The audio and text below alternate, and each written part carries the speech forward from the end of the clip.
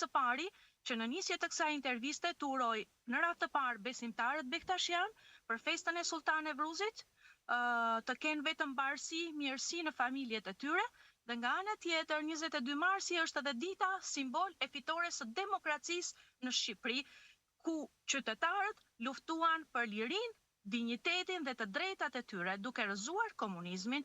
Sot vim pas 34 vitesh në një gjendje e cila flet vet, dhe për këtë arsye sot qytetarët janë në protestë, që unë e konsideroj jo vetëm një protestë, po një reagim qytetar ndaj situatës në të cilën ndodhen ata dhe vendi ynë. Dhe në fakt bëtë shumë mirë dhe sigurisht që edhe ne ashtu sikur se e kemi ndjekur edhe në kronika i kemi uruar të gjithë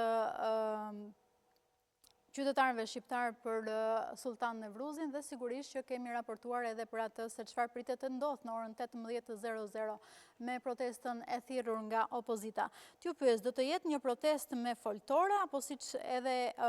herën e fundit e konceptuar në formë marshimi drejt rrugëve kryesore apo institucioneve kryesore të Tiranës? Unë e konsiderova reagim qytetar. Reagim qytetar. Dhe kur e konsideroj të tillë, dhe pse e them reagim qytetar,